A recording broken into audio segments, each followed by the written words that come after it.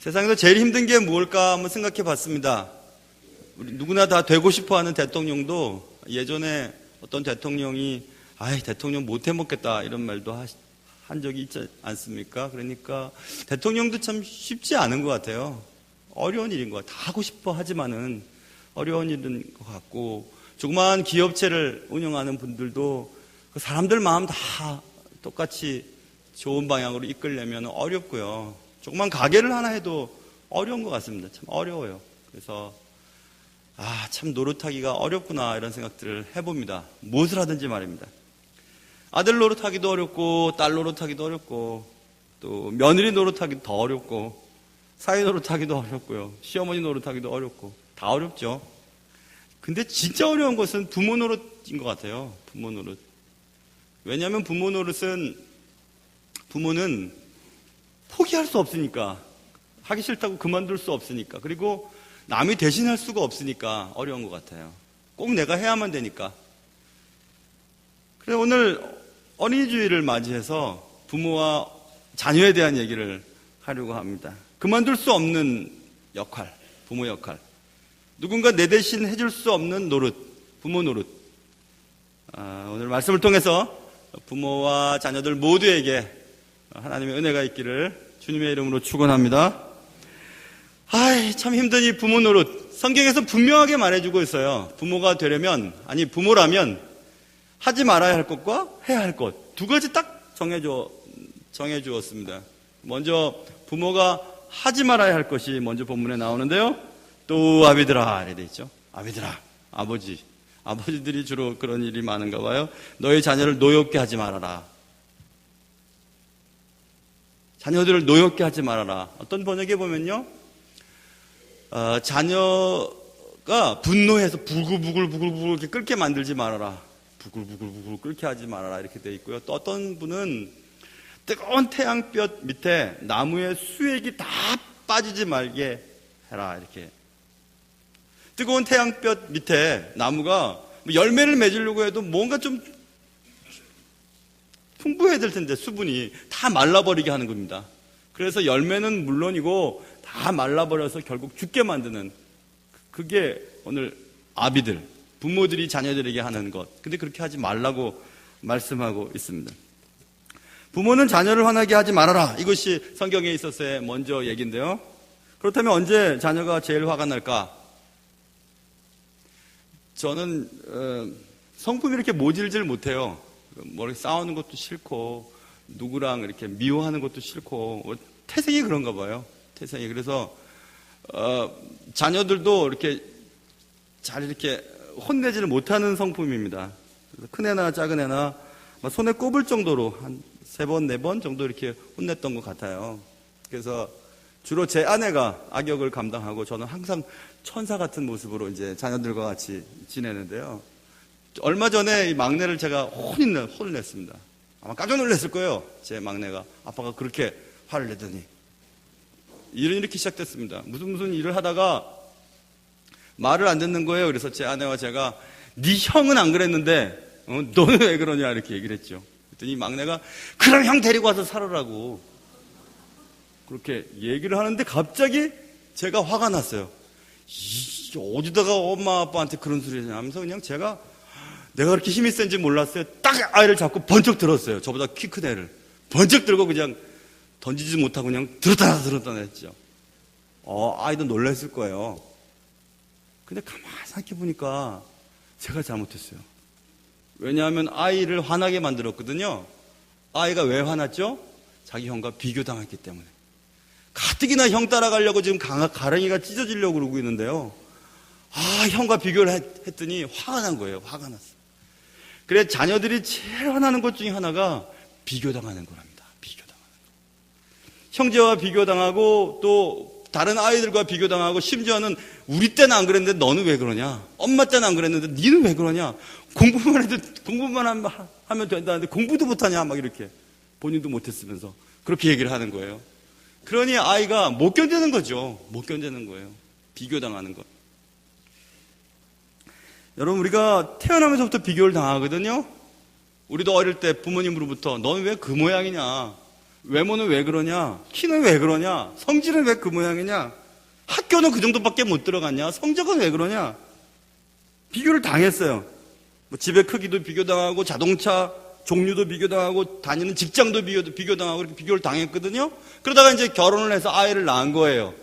이제 우리가 당했던 비교를 또 아이들에게 하는 거죠. 너는 왜 이렇게 공부를 못하느냐? 너는 왜 학교를 그 정도밖에 못 들어가느냐? 엄마 아빠가 너 그런 학교 보내려고 돈 벌었냐? 뭐 이렇게 시작하는 거죠. 남편의 수입도 비교하고요. 저거 어릴 때 학교 다닐 때 나보다도 공부 못했는데 남자 하나 잘 만나갖고 저렇게 산다. 꼭 그렇게 얘기를 하죠, 여자들은. 그래서 우리가 비교를 당하기 시작하면 예의 없는 우월감에 빠지거나, 예의가 없어요. 자기가 잘난 것처럼 여겨져요. 아니면 지나친 열등감에 빠져버립니다. 아주 우월감에 빠지거나 열등감에 빠져서 아무튼 비교를 당하거나 비교를 하기 시작하면 기분이 나빠져요. 기분이 아무튼 나빠지게 되는 것입니다. 한번 생각해 보세요. 나보다 전혀 나아 보지 않거나 나보다 오히려 못해 보이던 저 사람이 내가 원하는 것, 그렇게 원해도 얻지 못하는 것을 쉽게, 아주 너무 쉽게 얻고 누리며 살아가는 것을 볼 때 화가 나는 거죠. 아니, 저 인간이 뭐가 잘났다고 저렇게 행복한 거야? 왜 저렇게 행복하지? 나는 그토록 갖고 싶었던 것, 저 사람은 왜 이렇게 쉽게 얻는 거지? 이렇게 하면서 화가 나는 거죠. 남편이 돈도 잘 벌고 착하고 교회도 잘 따라 나오니까 화가 나는 겁니다. 내가 못한 게 뭔데 왜 난 이렇지? 자녀들은 공부하라는 소리 하지 않아도 알아서 공부를 잘 해요. 그러니까 화가 나는 거예요. 뭐가 잘못됐지? 그런데 여러분, 여기서 우리는 인정해야 될 것이 있어요. 뭐냐 하면 그 사람이 내가 갖고 싶은 것들을 갖고 있을 때 그 사람이 그것을 갖고 누릴 만한 어떤 것이 있어요. 전혀 근거 없이 그 사람이 그것을 갖고 누리는 것이 아니고 내가 그 사람에서 잘 알지 못하는 어떤 좋은 것들이 있습니다. 그래서 그것을 누리고 있는지도 모르고, 또 하나는 내가 그것을 갖고 있지 못하기 때문에 화가 나지만 내가 그것을 갖고 누리지 못할 만큼 내게 부족한 것이 있구나라는 것을 생각해 봐야 되는데 그렇게 생각하지 않아요. 무조건 나보다 못한 저 사람이 내가 갖고 싶어 하는 것을 너무 수월하게 갖고서 그것을 좋은 줄로 모르고 살아가. 그러니까 화가 나는 거죠. 그 비교의 나쁜 결과라고 말할 수 있습니다. 비교를 통해서 기분이 나쁘거나 혹은 내 스스로가 너무 못마땅하게 여겨지는 것, 그것이 비교를 통해서 나타나는 현상이죠. 비교를 통해서 화가 나고 기분이 나쁠 때는 내가 부족한 것이 뭐가 있는가라고 생각해보고 세심하고 구체적인 계획을 세워서 하나하나 나갈 생각은 하지 아니하고 무조건 남 탓하고 다른 사람 탓하는 거죠. 비교를 통해 질투를 하든 성장을 하든 여러분 각자에게 달려있어요. 그런데 우리는 비록 자주 질투를 선택하게 되는 경우들이 있죠. 그런데 성경은 자녀를 비교하며 노엽게 만들지 말아야 하는 이유를 또 다른 성경에서 기록하고 있는데, 골로새서에 보면 아비들아 너희 자녀를 노엽게 하지 말지니, 왜냐하면, 그 다음 왜냐하면이라는 말이 나오고요. 왜냐하면 낙심할까 함이라 했어 있어요. 낙심, 아디메오라고 하는 단어, 낙심은요 마음이 부서진다는 뜻이거든요. 자꾸 다른 사람과 나를 비교하면 내가 낙심하게 되는 거예요. 낙심하게 돼서 자녀들이 마음이 부서져 버려서 마음이 좀 단단해야 뭐 어려운 일들도 뚫고 나가는데 자꾸 하기 싫은 거예요. 포기하고 싶은 거예요. 내가 뭔데, 내가 아무것도 할 수 없는데 하고 낙심하고, 어떤 성경에 이제 discouraged라고 하는 단어가 되어 있는데 용기가 없는 거예요. 용기가 사라지는 것입니다. 자꾸 그만두고 싶은 거예요. 그 예전에 아이들 기를 때 어머님, 할머님들, 할아버지들은 그러잖아요. 야, 그렇게 혼내지 마라. 애 기 죽는다 이런 말 하잖아요. 맞아요. 기가 죽는 거예요. 아빠가 왜 그거밖에 못하냐? 그거밖에 못하냐? 막 이렇게 자꾸 얘기를 하면 아이가 마음에 부글부글 막 끓어오르는 거죠. 끓어오르면서 그래 나 그만둬야지. 아무것도 안 할 거야 나. 이렇게 하면서 마음이 부서지는 거죠. 이처럼 자녀들이 낙심하면 삶에 자신감이 사라지는 거예요. 하고 싶지 않아요. 열심히 했는데 좋은 결과를 얻지 못하고 엄마나 아버지의 수준에 도달하지 못하니까 자꾸 비교당하는 거죠. 그러니까 포기하고 싶은 거죠. 아무리 노력해도 안 되는 걸 뭐. 그래서 결국 심하면 모든 것을 포기해버리고 싶어요. 극단적인 선택을 할 수도 있죠. 그래서 부모는 자녀들을 화나게 해서는 안 됩니다. 자녀가 다 말라 비틀어져서 열매를 맺지 못하도록 계속 그렇게 추궁하면 안 되는 거죠. 그게 오늘 본문에 나와 있고, 그게 하지 말아야 될 것이고 또 부모가 해야 될 게 있어요. 하지 말아야 할 것과 해야 될 것이 분명히 있는데, 오늘 해야만 하는 것은 부모가 자신의 자녀를 양육하는 것입니다. 너의 자녀를, 이렇게 써 있죠. 너의 자녀를. 누구에게 대신 맡겨서는 안 되는데, 요즘 점점 뭐 집도 빨리 사야 돼, 차도 좋은 거 몰아야 돼, 빨리 은행에서 대출 받은 거 갚아야 돼 하면서 뭐 열심히 일을 하고 자신이 낳은 아이를 남에게 맡겨버리는 거죠. 아이를 기른다는 것이 얼마나 힘든 일인지 우린 다 압니다. 충분히 다 경험해요. 차라리 직장 나가는 것이 낫지 아이 기르는 거 너무 힘들어.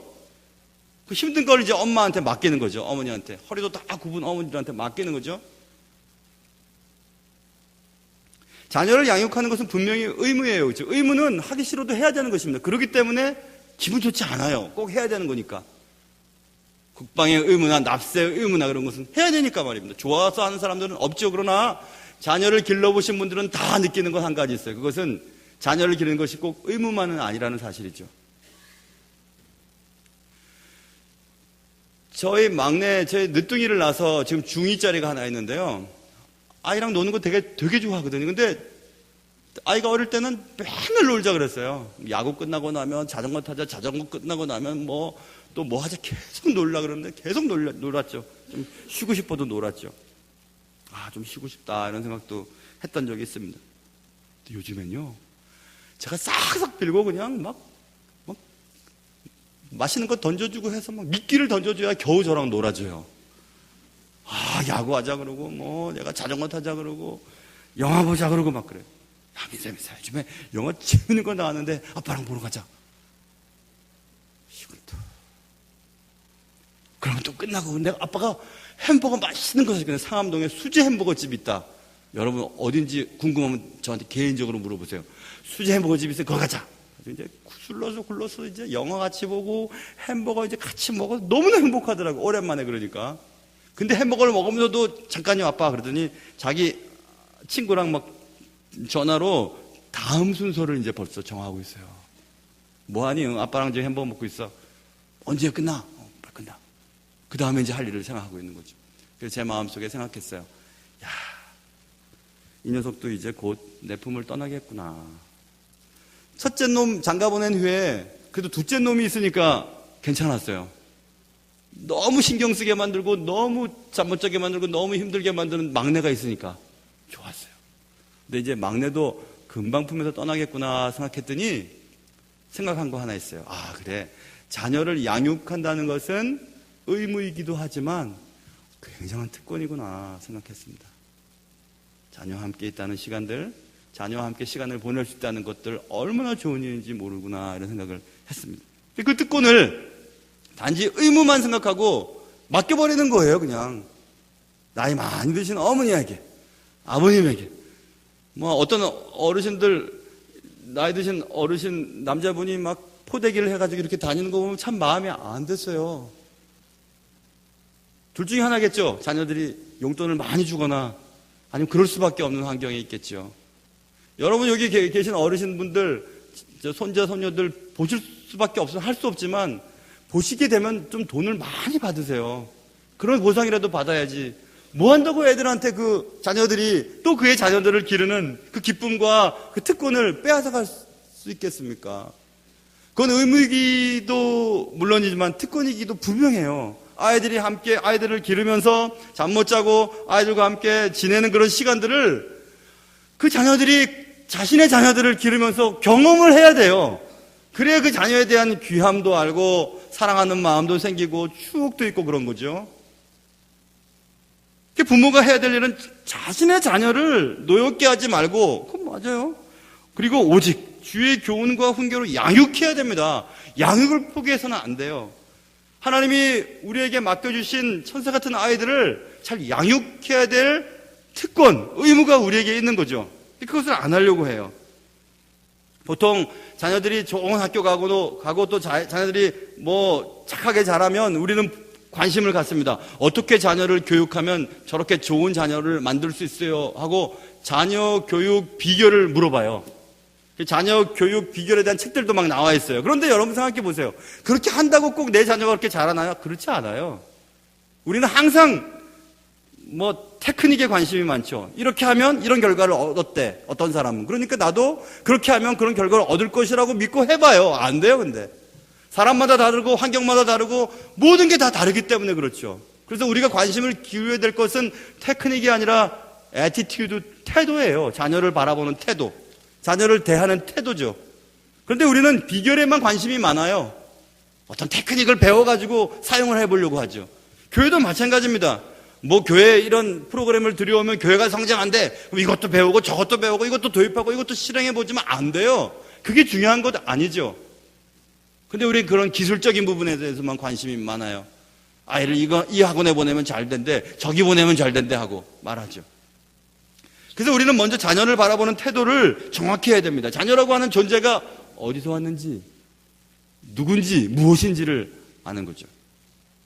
성경은 자녀는 하나님으로부터 오는 선물이라고 거듭 설명하고 있습니다. 하나님이 주시는 거예요. 맡기시는 거예요. 어느 일정한 기간 동안 부모 밑에서 살고 나중에 독립체로 자신의 아내와 남편과 함께 새로운 가정을 이루고 살도록 하나님이 정해놓으신 사람들이에요. 그게 우리 게 아니에요. 우리 가정에 나타났지만, 우리 가정에 태어났지만 우리의 소유가 아니고 하나님이 우리에게 잠시 맡겨진 존재라고 하는 사실을 잊어버리면 안 되죠. 그렇기 때문에 원주인이신 하나님의 뜻대로 가리키는 것이, 지도하는 것이 가장 귀한 일입니다. 내 뜻이 아니라.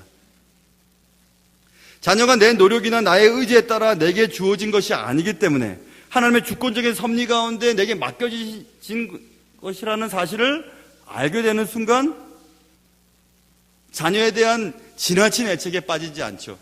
지나친 걱정도 하지 않아요. 그래서 우리는 자녀에 대한 좋은 태도를 가져야 하는데, 얼마 전에 책을 읽다가 뭐 자녀 교육에 대한 얘기는 아니지만은 좋은 성품에 대한 얘기를 대한 책들을 읽으면서 두 가지 단어가 딱 와 닿았어요.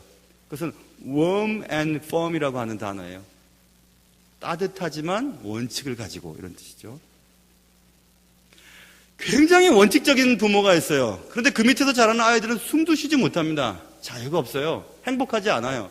그런데 그냥 다 풀어넣어주는 부모가 있어요. 너무너무 따뜻해요. 그러나 원칙이 없으니까 지멋대로 나가요. 그러니까 원칙이 있으면서 따뜻하게, 따뜻하면서 원칙적인, 그게 자녀를 대하는 태도의 중요한 태도가 아닐까, 이런 생각을 해보았습니다. 오늘 본문은 부모가 자녀를 주의 교훈과 훈계로 양육하라고 분명히 말씀하고 있죠. 여기서 교훈과 훈계라고 하는 것을 나눠놓고 설명하고 있어요. 하나님께서 너희 자녀들을 주의 교훈과 훈계로 훈계해라. 주의 교훈과 훈계로 양육해라, 이렇게 써있죠. 다른 단어예요. 자녀들을 양육할 때 두 가지가 다 있어야 된다는 것을 성경은 말씀하고 있죠. 교훈이라고 하는 것은 헬라말로 누데시아라고 하는 단어거든요. 누데시아는 그 다음에 쓰는 여기 단어 훈계라고 하는 파이데이아라고 하는 단어가 다른 단어가 쓰여 있어요. 주의 자녀를, 하나님이 내게 주신 자녀를 기를 때 두 가지가 다 필요하다는 것을 암시해 주고 있죠. 누데시아라고 하는 주의 교훈이라고 하는 누데시아는 말로 훈련하는 것을 말해요. 말로 자꾸 가리키는 거죠. 말로.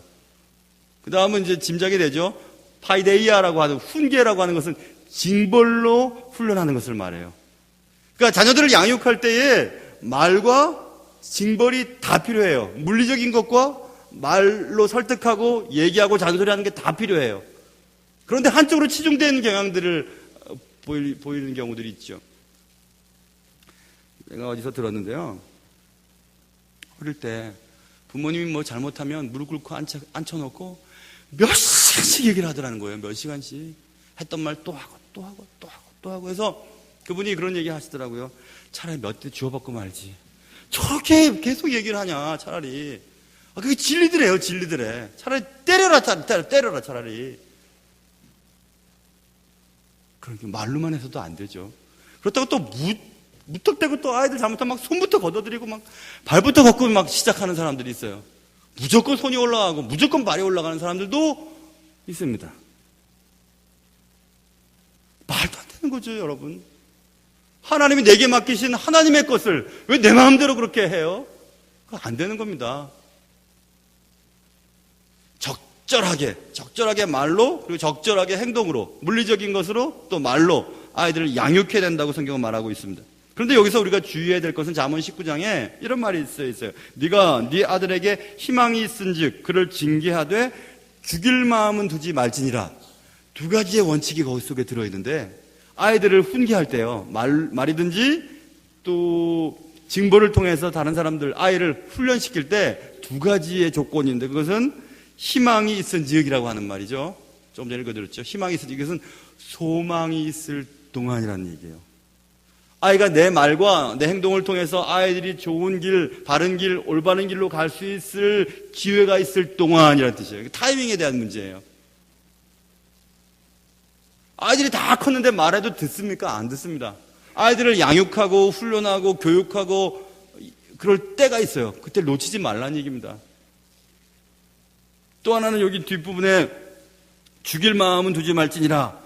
이 말은 죽일 생각까지는 품지 말아라, 이런 뜻인데요. 그래서 이런 얘기입니다. 뭐냐면, 뭐 요즘에 그런 일이, 요즘에 뭐 오히려 시어머니가 며느리한테 시집살이 한다 그러는데 시어머니가 미운 거예요. 너무너무 미워. 그래가지고 그냥 애를 잡는 경우, 엄마가. 그것도 시어머니 보는 앞에서. 남편이 너무 미운 거예요. 그러니까 남편 보라고 남편의 자녀를 때리는 경우. 그런 경우들. 여러분들 지금 처음 듣는 소리인 것처럼 여러분 표정을 아무렇지도 않게 했지만 그런 경우들 있잖아요. 다시 얘기하면 이성을 잃고 아이들을 양육하는 경우예요. 이성을 잃어요. 니 죽고 나 죽자 하고 막 패든가 그냥 막 말로 그냥 한없이 사람을 힘들게 만들거나 그렇게 하지 말라는 겁니다. 소망이 있을 동안만큼 자녀를 양육하고 죽일 마음은 두지 말지니라. 아이를 죽이면 어떻게 해요? 예전에 제가 존경하는 장로님, 아주 훌륭하신 장로님이에요. 근데 그 장로님의 아내이신 권사님이 어느 날 울면서 저한테 얘기를 하는데, 장로님 너무 무섭다는 거예요. 아이를 등글개도 아니고 대나무자도 아니고 골프채로 때린다는, 골프채로. 그거 잘못 맞으면 어떡하겠어요? 혹시 여러분 야구 방망이 같은 걸로 때리는 분들 계세요? 그거 아니죠, 여러분. 그런 건 아니죠. 자녀들이 그렇게 아주 심각한 그런 공포스러운 교육을 받은 자들은 또 그렇게 합니다. 또 그렇게 해요. 자기 부인한테 하거나 뭐 동료들한테 하거나 자기 스스로에게 폭력적인 행동들을 하죠.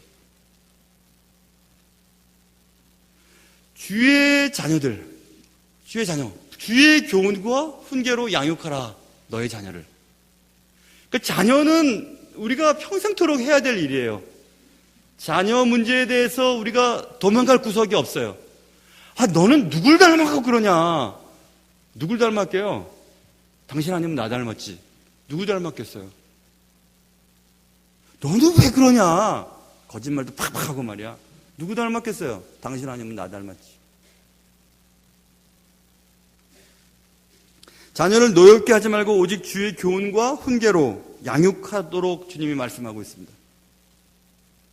모쪼록 여러분과 저의 가정에 자녀를 막 분노하게 만들거나 혹은 자녀의 양육을 포기하고 다른 사람한테 맡겨버리고 그냥 그렇게 함으로 자녀를 통해서 얻는 그 특권, 기쁨, 감사, 그리고 하나님 안에서의 새로운 여러 가지 신앙의 깊이 같은 것들을 도외시하는 그런 시간이 되어서는 안 되겠죠. 사랑하는 성도 여러분, 이번 달은 가정의 달이에요. 그래서 이번 주는 어린이주일이고 다음 주는 어버이주일입니다. 가정에 대한 얘기를 계속할 수가 없어서 두 가지 얘기를 오늘 다 하려고 하고 있는 것입니다. 자녀는 하나님이 우리에게 맡겨주신 선물이에요.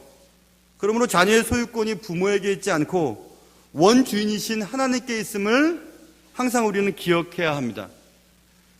자녀를 비교함으로 끝나지 않은 불편함 가운데 살게 내버려 두어서는 안 됩니다. 불편한 거예요. 누구와 또 비교당하는 게 싫고, 비교당하기 때문에 자꾸 열등감이 생기고, 또 비교를 한 후에 저 사람보다 나으니까 점점 또 우월감에 빠지고 말입니다. 이런 비교함은 참 어리석은 것입니다. 절대로 내가 그 비교함을 통해서 나아지거나 또 형편없는 사람이 되지는 않습니다. 나는 그냥 나은 거죠. 최근에 이런 일이 있었죠.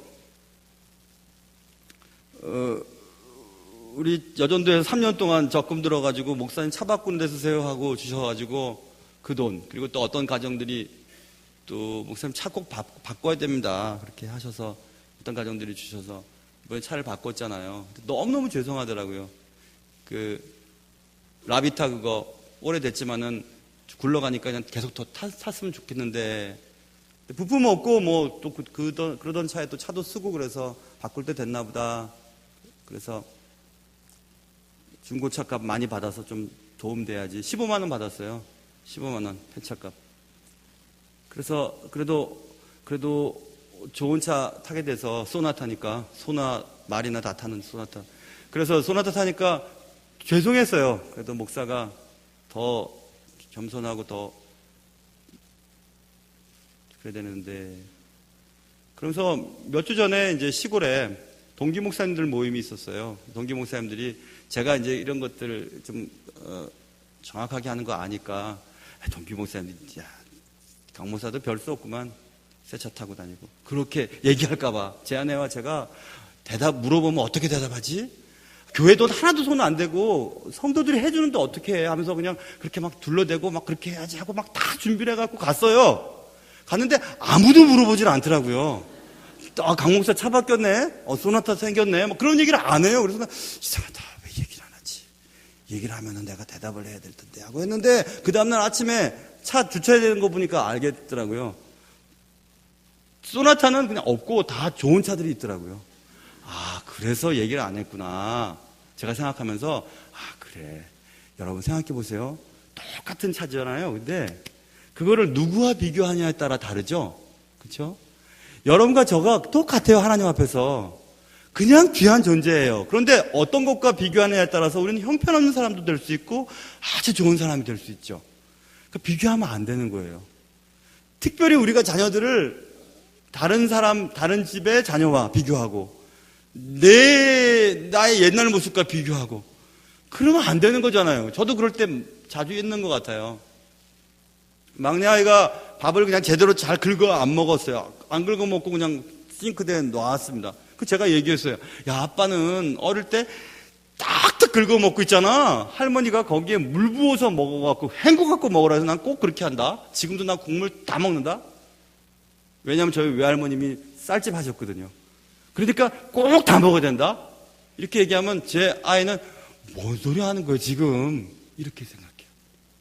우리는 그렇게 비교할 때 많잖아요. 너는 왜 그 모양이냐? 너 집에서 뭐 배워왔냐? 이런 얘기 할 때 있잖아요. 안 되는 거죠, 여러분. 절대 안 되는 거죠. 우리가 비교를 당하거나 비교 때문에 마음이 불편해지는 거예요. 지나친 우울감에 빠지거나 또 지나친 열등감에 빠져가지고 헤어날 줄 모르는 거죠. 자신감이 없는 거죠. 낙심이 생기는 거죠. 마음이 부서지는 거예요. 근데 그거를 자녀들에게 매번 강조하고 있는 겁니다. 왜냐하면 내 자녀니까, 내 딸이니까, 내 아들이니까 넌 이 정도는 돼야 된다고 생각하는 거예요. 아닙니다. 하나님의 주권적인 뜻에 의해서 여러분과 제 가정에 맡겨주신 영혼인 것 뿐이지 엄마가 아빠가 이만큼 공부해서 너도 이만큼 돼야 되는 거 아니야? 왜 넌 그렇게 못해? 라고 얘기해서는 안 되는 것이고, 너는 왜 형만큼 그렇게 못해? 얘기해서도 안 되는 것이고, 너는 왜 다른 집 딸처럼 그렇게 못하는 거냐고 얘기하는 것도 안 되는 거예요. 내 남편도 비교하면 안 되고 내 자녀도 비교하면 안 되죠. 내 며느리도 비교하면 안 되고 내 사회도 비교하면 안 되는 거죠. 그들은 그냥 그들의 인생인 것 뿐입니다. 잠깐 동안 우리가 살아가는 동안 어느 순간에 우리와 함께 시간을 보내다가 각각의 삶을 또 이제 살도록 맡겨주신 영혼들인 것 뿐이죠. 우리가 그들의 인생을 끝까지 책임질 수 없어요. 그러니까 그냥 그들을 위해서 큰 바운더리만 되는 거죠. 그 큰 바운더리는 하나님의 길, 하나님 안에서 살아갈 수 있도록 도와주는 것 뿐이죠. 그를 위해 기도하는 것뿐이죠. 그래서 자녀 교육에 있어서 제일 먼저 해야 될 것, 그리고 끝까지 놓치지 말아야 할 것은 자녀를 위해 기도하는 거예요. 기도.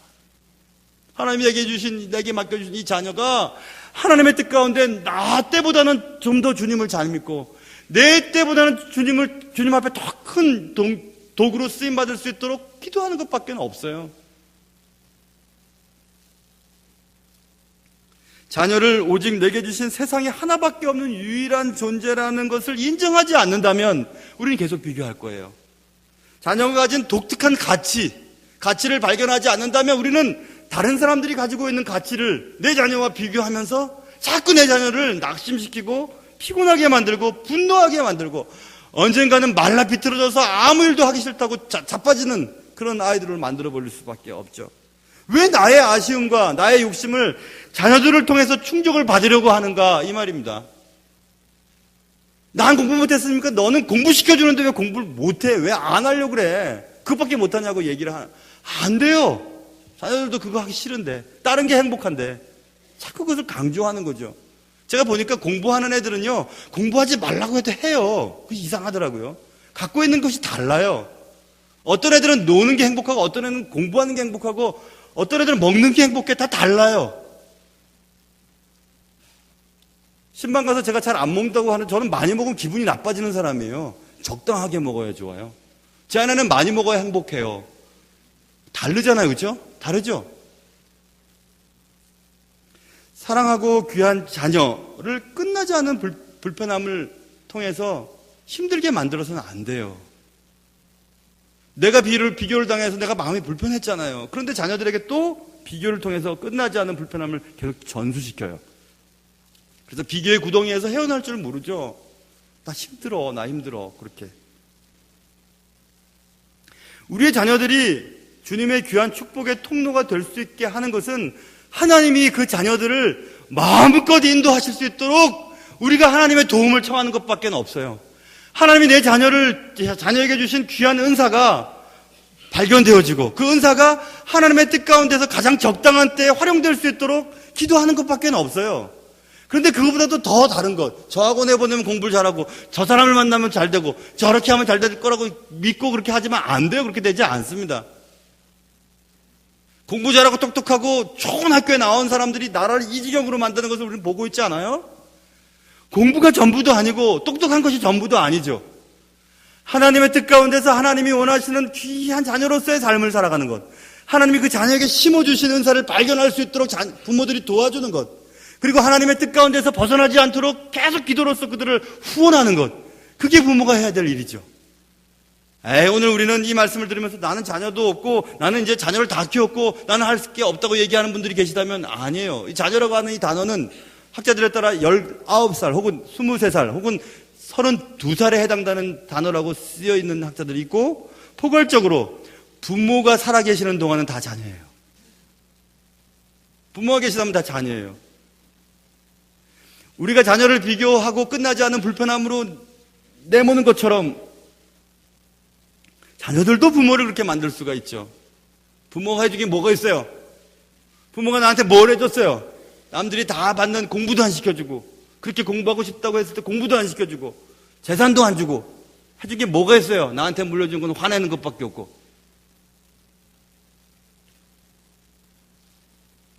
사랑하는 성도 여러분, 자녀는 하나님이 우리에게 잠깐 맡기신 겁니다. 때가 되면 우리 곁을 다 떠날 거고, 떠났다고 해서 또 아쉬워할 필요도 없어요. 그들의 인생을 살아야 하니까. 그러나 우리에게 맡겨주신 자녀들을 하나님의 자녀로 잘 키우는 일은 우리에게 꼭 해야 되는 책임입니다. 사랑하는 성도 여러분, 여러분의 삶뿐만 아니라 여러분의 자녀들이, 또 여러분의 자녀들의 자녀들이 하나님의 은혜 가운데서 귀하게 쓰임받아서 믿음의 귀한 가문들이 계속해서 이어지는 일에 여러분과 저의 삶이 사용되어 주시기를 주님의 이름으로 축원합니다. 기도하겠습니다. 하나님 아버지,